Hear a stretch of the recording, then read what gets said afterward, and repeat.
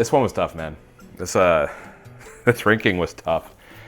I am going to rank every Xbox One Special Edition console that was released in stores in North America.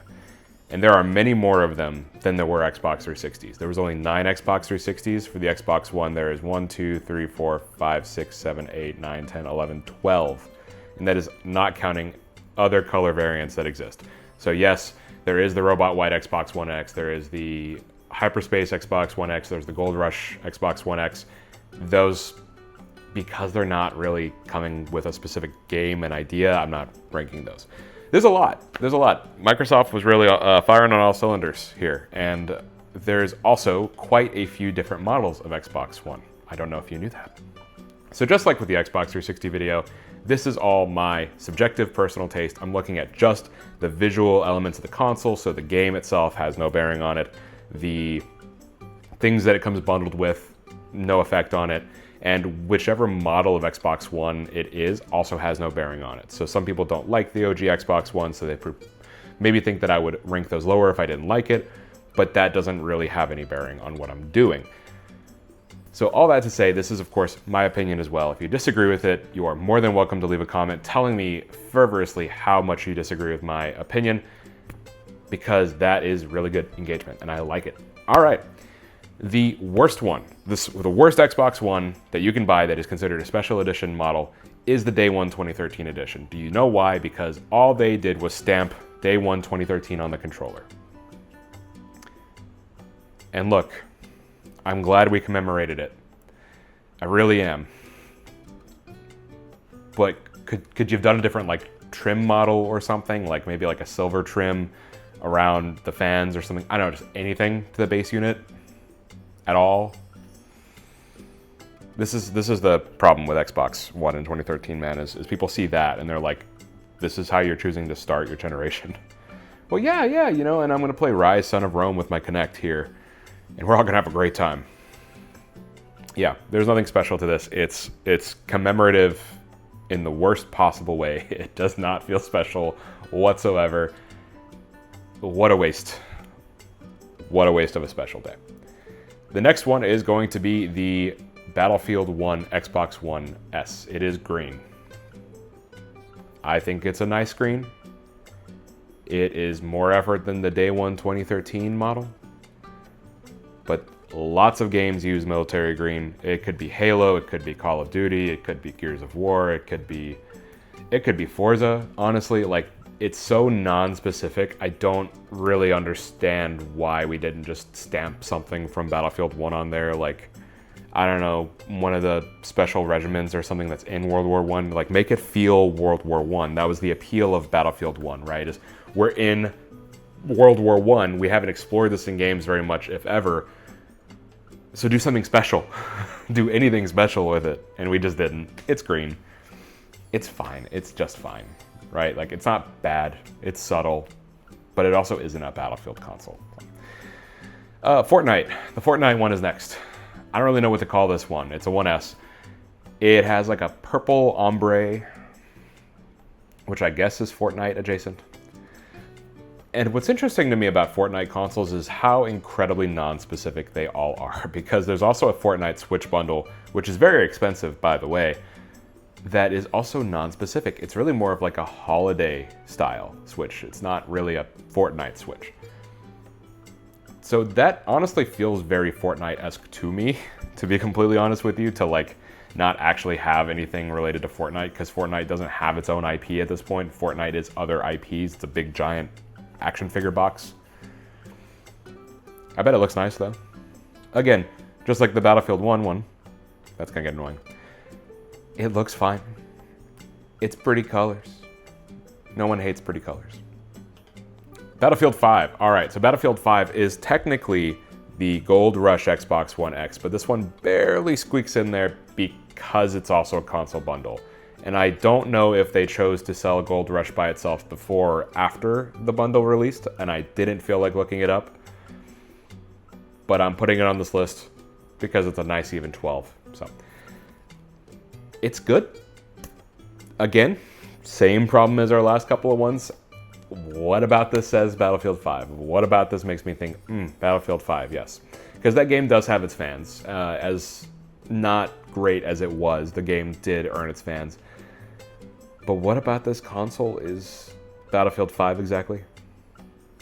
This actually would be a better contender for Battlefield 1, because when I think of Battlefield 1, I think about a lot of those Middle Eastern conflicts with a lot of the sand and a lot of the dirt and trenches, versus Battlefield 5, I would actually think of the green more because of, you know, things like the military.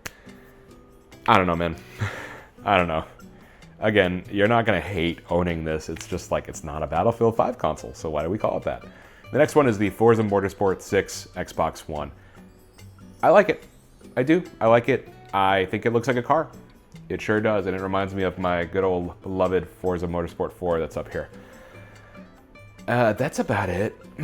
Once again, it's just very unremarkable, and I do like it subtle, but as we mentioned with the Xbox 360 consoles, there is such a thing as too subtle, and the Forza 5 Xbox, or Forza 6, I'm sorry, Forza 6 model is just, it's blue with some blue stripes. I think if they had gone like white with blue stripes or even blue with white stripes, this would be a lot more striking, especially because this feels very similar to the Halo 5 Xbox One, which is also very blue and gray, kind of living in the same palette almost. So the two kind of feel very similar to each other, and I don't think that's a good thing. So I ultimately think it doesn't really let itself be quite flashy enough to feel like a race car. It wants to be a race car, but it doesn't feel like one. And I think you can apply a lot of race car visual style to a console and make it work. They just didn't do that. It's blue. This is really what a lot of my criticism is on these consoles. It's a color. All right, Halo 5. The Halo 5 Xbox One is next. You know, I don't hate it. I quite like it, actually. But the thing about the Halo 5 console is it's pretty clearly meant to be Spartan Locke. It's meant to be based off of his armor and his helmet, which is probably one of the worst characters you could base the Halo 5 console off of, on account of nobody likes him. And it's not even because, oh yeah, he's the mean guy hunting down the chief. It's because he's a bad, poorly written character. And no, don't tell me that there's more lore and stuff somewhere else in the game Halo 5 Guardians that released on the Microsoft Xbox One in 2015. The screen time that Spartan Sergeant Jameson, was it Jameson or John Locke? I think it was Jameson Locke. Does not do a good job of explaining why I should like this character. I don't like any of them except for Buck, and Buck already had Halo 3 ODST, so like that's not fair. It's a product of Halo 5 overall, of Halo 5 being so non-specific and being so scared to do anything remotely capable with itself, other than just relying on the same things over and over again. Some people might look at this and see a Guardian as well, but the Guardians don't even really have much of an impact in the story until like the very end.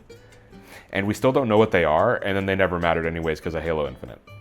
So Halo 5's console is just like Halo 5 itself. It is a forgotten, usually by choice, not loved. There's some cool stuff in there, but overall we could leave it, and we do.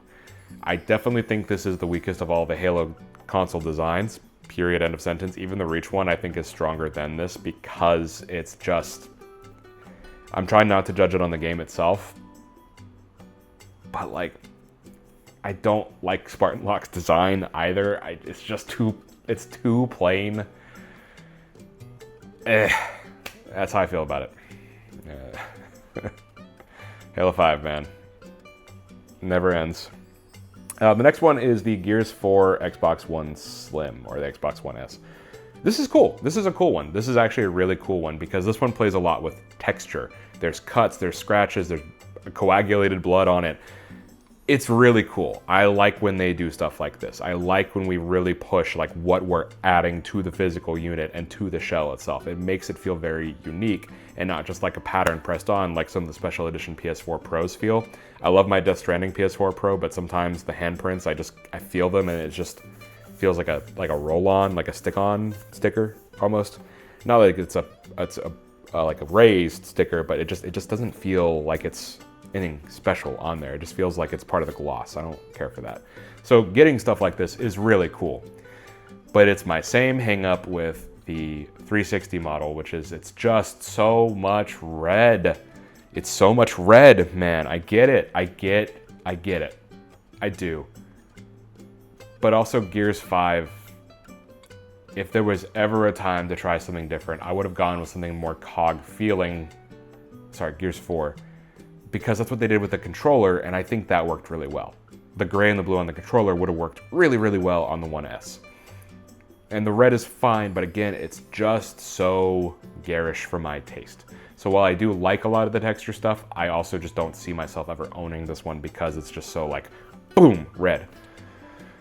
Okay, so those are the ones that I like or that I don't particularly care for and have a lot of hangups with. Everything else here is generally I like. I think they're very good, and I think you would not hate owning them. You would actually like owning them. How about that? So first on this section of the list is the Project Scorpio Xbox One X. This is how you do a commemorative console. This is how you do it day one 2013. It is the same, but it's different. It's subtle. It's got the stamp on the console, not the controller. The console itself, it's on there, and it comes with a custom startup menu, which I don't think you get anymore because of the title updates. But for a while, it was really, really cool. The Project Scorpio one feels special. It feels commemorative. It feels like it's celebrating what an achievement the Xbox One X is, because it is a massive achievement. It is a very cool console.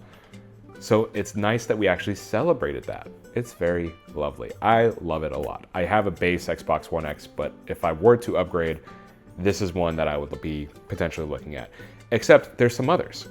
But before we get to that, this is the best looking Xbox One base console, which is the Advanced Warfare Xbox One. Which is a little crazy, because normally the Call of Duty ones you would think that I wouldn't have a lot of love for, and I certainly don't have a lot of love for the PS4s. But this one actually went out and tried something. I like the gray, I like the orange, I like the symbols. I think there's too many symbols for me to truly say I love it. But it's a really great console. I love the way they print it on the fan vent. I like looking at it. My dad actually owns this one, and I like looking at it when I'm over at his place. It's good. It's good. I wish the game was better, but that doesn't matter. Advanced Warfare, the Xbox One, looks good. You would probably enjoy owning it. The only problem is you got to get around the fact that it's a base model Xbox One, so like, you know,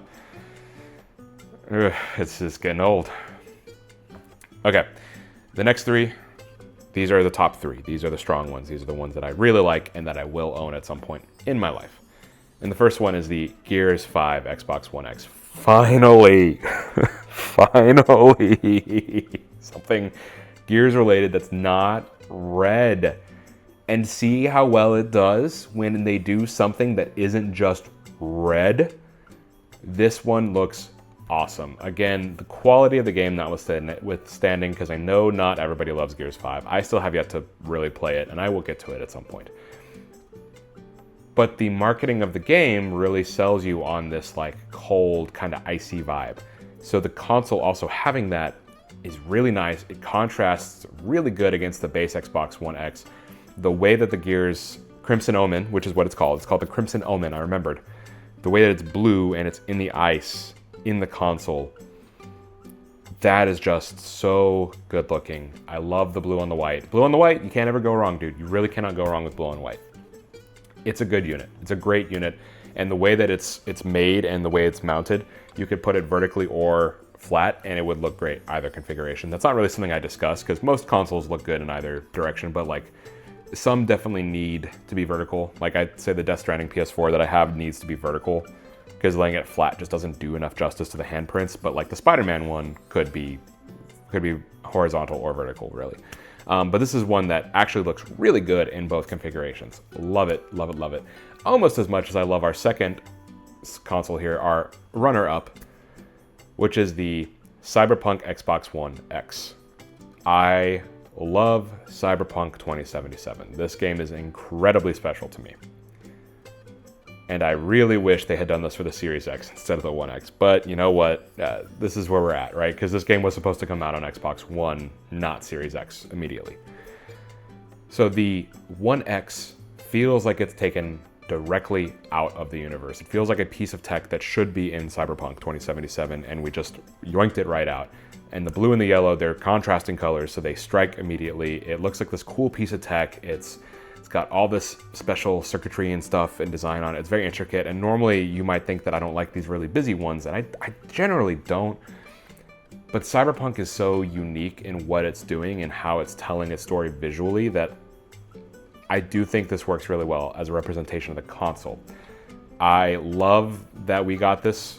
I love that it exists. This is the only special edition Cyberpunk console we're probably ever gonna get, so I'm glad it's here. I like looking at it. I'll own it at some point. I'm looking forward to that day. But here we go. This is number one. You might know what it is by process of elimination, and it's gonna shock you. It will genuinely, more so than the Halo 4 360, this is actually gonna shock you, because if you know anything about me, you're not gonna believe that I'm gonna say this, but the best looking Xbox One limited edition console is the Minecraft Xbox One S. I'm not a Minecraft guy. I have never been a Minecraft guy. I was an adult, almost, when Minecraft came out. So all of my friends were playing it because we were in high school, but I didn't want to play it because I didn't get it and I didn't want to get it, and I still don't. But I cannot deny that it is the best-selling game of all time. It is. So if anybody can be this blatant and this clear with what iconography they're representing on a console, it is Minecraft. And you know what? The simplicity of it, the way that it is clearly just a grass block, it's great. It's a very good idea. Genuinely, it is a very good idea. The only other way to improve on this would be to do an Xbox Series X that looks like a tree from Minecraft. Asha, that one's free. You can have that. But yeah, seriously, the Minecraft Xbox One S is probably the best looking one because green and brown work really well. It looks like what it is. Everybody's gonna enjoy it. Everybody can say, oh, that's Minecraft. There's a lot of power in that brand. And again, if any brand can do this and succeed, it is Minecraft. So that's my list. What do you think? You disagree?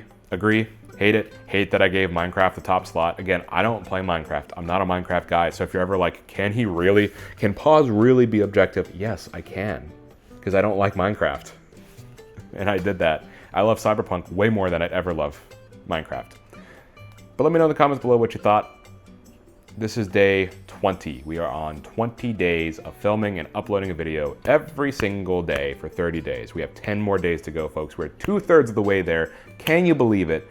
Can you believe I'm actually editing a little bit more now? It's difficult. It's time consuming.